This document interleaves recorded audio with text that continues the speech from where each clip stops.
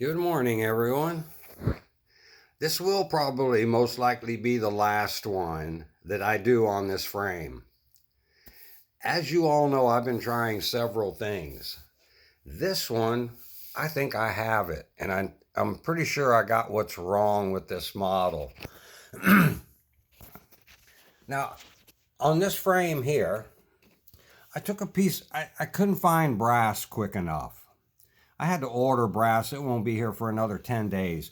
So I took some aluminum foil and I folded it in half and I made this little strip. And I made a little strip like this one, same way, a piece of folded tin foil. And I put it right at the bottom there because that little thing is tapered. And then I took this piece and I wound it around the whole thing like this. Okay? And then that just went all the way around because I noticed, I'm going to try and show you, these have a little side-to-side slop in it. It may be hard to see, but if you take your little thing off on the bottom, that thing, you can feel this thing's got a little side-to-side slop. So I put this other piece on here to take up a little bit more room at the top here and tighten it up. There's the washer, same one. I'm gonna wait till the brass comes and maybe do this one in brass, but I wanted to show you what I did. And what I found is this is the problem. This is too thin. Watch this real close. You'll note that the slewing ring has no slop in it now. This is bending. This is what's got the play in it. And you can actually see this ballast tray going up and down. I'm gonna flex this thing. See the ballast tray moving? It's literally flexing the frame. And you can see the slewing ring isn't moving. It's the actual frame that's moving. And it might be hard to see, but you can see that there's no gap here.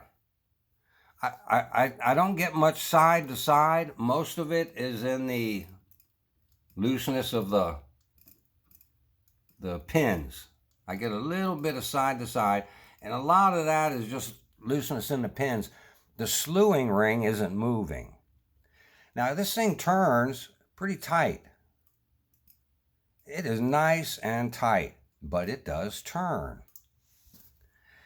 And it is sitting relatively straight. So I get no swaying like I did before. The only swaying I'm getting right now is in the frame itself. And I don't know if you can see that thing moving. Can you see that tray moving, that ballast tray? I mean, you can see what's moving now, and it's not the slewing ring. So what I did was a good idea. If you guys want to do this to yours, put a little strip down at the bottom of this, and then a strip all the way around. I did run these out, and I tapped them out, and I put these longer screws in it. They have a hex head, but that's not a big problem. But it gave it a little more strength. You can see the holes are a little bit bigger. They're just a little, not by much. I'll probably fix this one. I did glue this frame just like I did the other one. And now all I see is this top part flexing. They need to make this metal thicker. If this was maybe, well, I don't know, what is this, about a millimeter and a half thick? Yeah, if they made it a little thicker, this would probably not bend and tweak quite as much.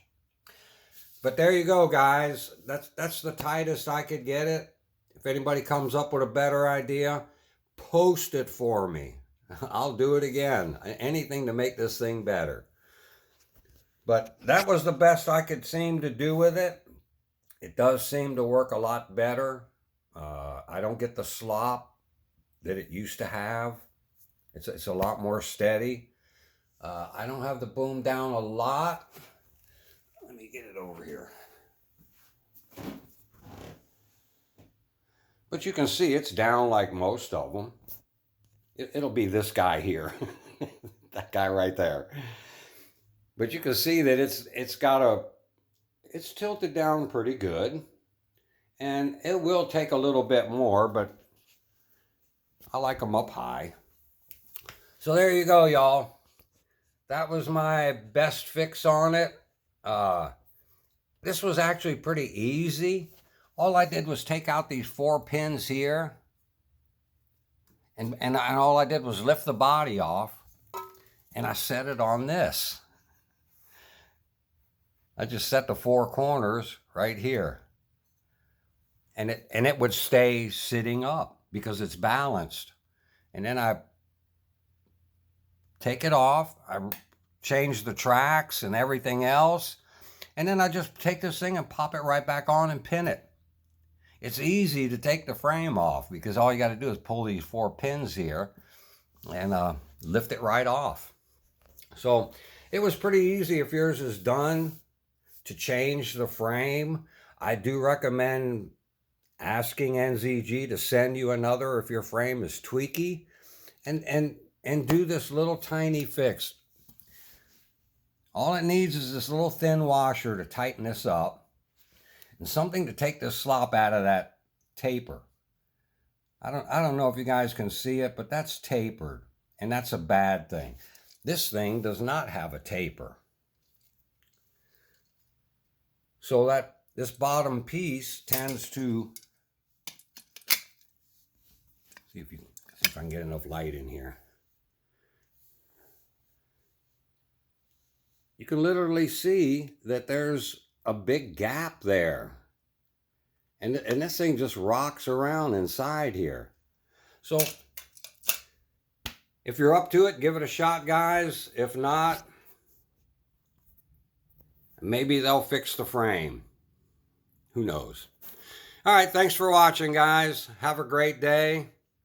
This will be the last one I do on this 11,000. That's the best I can get it. Maybe the brass will help a little bit. I'll do that to this one and try it. But that's my best idea to fix this thing. A real thin washer. I showed it a couple of times on the other videos. That helped a lot. It pulls it real tight. All right, guys, thanks for watching. Have a great day. Good luck with your 11,000. This was my best fix for it, and it seemed to do the trick. We'll see, y'all. The CC2800, they haven't called me yet. I got a feeling it'll be next month when they get in, either the end of this month or the beginning of next month. So we'll see how that goes.